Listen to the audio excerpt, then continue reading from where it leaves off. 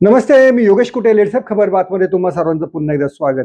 ज्येष्ठ सनदी अधिकारी तुकाराम मुंढे यांची आज 25वी म्हणजे रौप्य महोत्सवी बदली आज पार पडलेली आहे.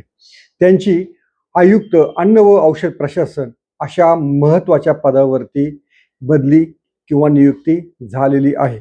खरं तर राज्य सरकारनं त्यांना अतिशय महत्त्वाचं खातं दिलेलं आहे असं मानायला काहीच हरकत नाही. कारण लोकांच्या जीवनाशी त्यांच्या आरोग्याशी असं हे निगडीत खातं आहे आणि अनेक महत्त्वाचे निर्णय तुकाराम मुंढे हे त्यांच्या स्टाईलप्रमाणे घेऊ शकतात. खरं तर 21 वर्षांच्या कारकिर्दीमध्ये मुंढे यांची ही 25वी बदली. अनेक ठिकाणी चांगला ठसा उमटवून चांगलं काम करूनही बदल्यांचा ससेमिरा मागे लागलेल्या तुकाराम मुंढे यांना या पदावर तरी पूर्ण काळ काम करता यावं अशाच खरं तर सर्वसामान्यांच्या अपेक्षा असतील.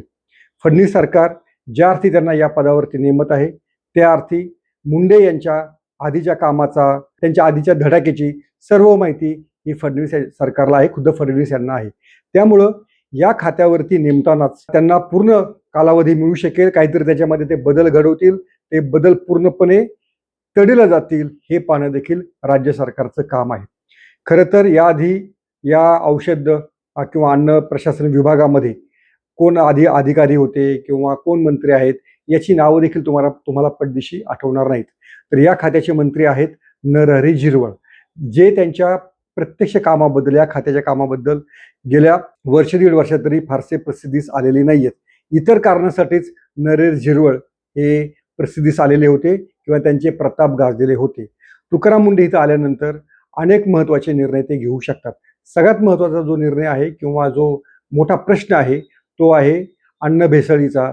जी पनीरमध्ये अन्न भेसळ होते, हॉटेलमध्ये निराळे रसायनयुक्त अन्नपदार्थ आपल्याला खावे लागतात, याबाबत हे मंत्रालय किंवा हे आयुक्तालय काहीच कारवाई करताना दिसत नाही.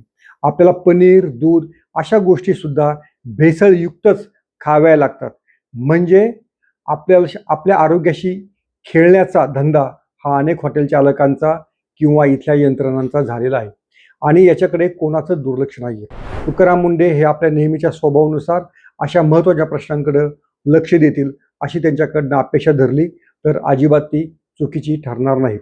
तुम्हाला माहिती आहे की औषधांना जी परवानगी द्यायची आहे, औषधं कशा प्रकारे त्यांची टेस्ट घ्यायची असते, याबाबतचे देखील मोठे अधिकार या आयुक्तालयाला किंवा विभागाला आहेत.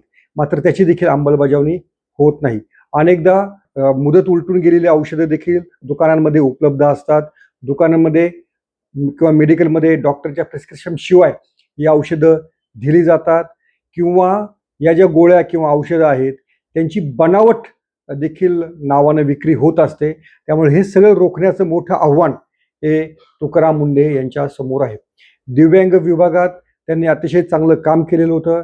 त्या विभागाला शिस्त लावण्याचा त्यांनी प्रयत्न केलेला होता.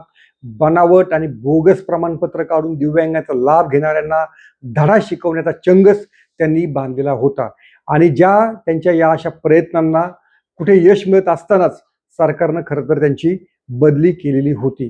तेव्हा जर त्यांना आणखीन काही काळ ठेवलं असतं तर असे सगळे बोगस दिव्यांग हे सरकारी सेवेतून कायमचे घरी गेले असते. पण त्यांच्याच लॉबीनं दबाव आणला असावा, त्यामुळेच त्यांची तेव्हा बदली झालेली होती. ती बदली झाल्यानंतर त्यांना खरं तर आपत्ती व पुनर्वसन विभागात नियुक्ती दिलेली होती. त्या विभागाचे मंत्री आहेत गिरीश महाजन आणि त्या विभागात भरपूर काम करण्याची संधी कुंभमेळ्याच्या निमित्तानं होती. पण तुकाराम मुंढे आणि गिरीश महाजन यांचे देखील संबंध मुंढे हे जेव्हा नाशिकचे पालिका आयुक्त होते तेव्हाच बिघडलेले होते. तुकाराम मुंढे यांची करडी शिस्त ही नाशिकच्या कुंभमेळ्याच्या जी तयारी सुरू आहे आणि ज्या पद्धतीने तयारी सुरू आहे त्या तयारीच्या आड आली असते. आता अनेक निविदांबाबत किंवा अनेक तिथल्या कामांबाबत लोक प्रश्न विचारत आहेत. कशाच्या आधारे एवढा मोठा खर्च केला जात आहे असे देखील सवाल समाज माध्यमातून विचारले जात आहेत. मग असे सवाल विचारले जात असताना पुन्हा तुकाराम मुंढे यांनी जर नियमांची फुटपट्टी लावली तर अनेक अधिकारी किंवा तो विभागच हा अडचणीत आला असता. त्यामुळंच गिरीश महाजन यांनीच खरं तर ती मुंढे यांची तेव्हा बदली रोखली असं बोललं जातं. जेव्हा तुकाराम मुंढे यांची ती आपत्ती व पुनर्वसन विभागात बदली झाली तेव्हा ते पश्चिम बंगालच्या निवडणुकीच्या निमित्तानं मेदिनीपूर या जिल्ह्यामध्ये निवडणूक निरीक्षक म्हणून गेलेले होते. ते त्या ठिकाणी असताना त्यांच्या मातोश्रीचं निधन झालेलं होतं, त्यामुळे त्यांना रजेवर यावं लागलं आणि तेथून देखील त्यांची आपत्ती व व्यवस्थापन इथली जी बदली आहे ती स्थगित करण्यात आलेली होती. त्या स्थगितीला जवळपास महिना झाल्यानंतर आता अन्न व औषध प्रशासन विभागामध्ये आयुक्त म्हणून त्यांना जबाबदारी मिळाली आहे. आता एकतर नरहर झिरवळ यांच्याविषयी देवेंद्र फडणवीस यांची खपामर्जी झाली असावी असा देखील याचा अर्थ काढला जाऊ शकतो. कारण कोणत्याही विभागात कोणत्याही मंत्र्यासोबत जो त्या मंत्र्याचा अखत्यारीत विभाग असतो त्याच्यासोबत तुकाराम मुंढे यांचं फारसं पटत नाही. ते भरपूर पटवून घ्यायचा प्रयत्न करतात, सिस्टीमनं चालण्याचा प्रयत्न करतात, पण राजकारण्यांना किंवा अनेक मंत्र्यांना देखील नियमांची अशी काटेकोर फुटपट्टी अनावश्यक वाटते. त्या फुटपट्टीला बगल देण्याचा त्यांचा प्रयत्न असतो. त्यामुळे प्रशासन विरुद्ध राजकीय नेते असा संघर्ष हा नेहमीच उभा राहतो आणि तुकाराम मुंढे यांच्या बाबतीत या संघर्षाचं प्रमाण सर्वाधिक आहे. कारण ॲडजस्टमेंट हा नावाचा शब्द हा मुंडे यांना माहीत नसल्यामुळे साहजिकच त्यांची बदली करण्याचा आग्रह मग हे मंत्री लोक धरत असतात.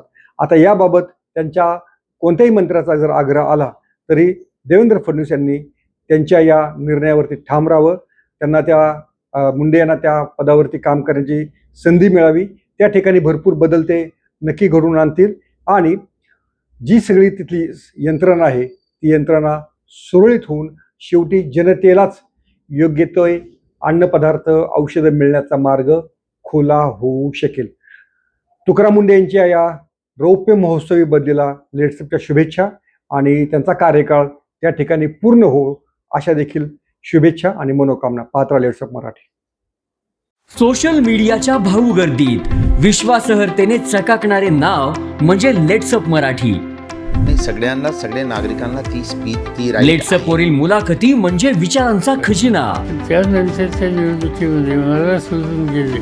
बातम्या केवळ वस्तुस्थिती सांगणाऱ्या, न प्रोपगंडा, फक्त जनतेचा अजेंडा.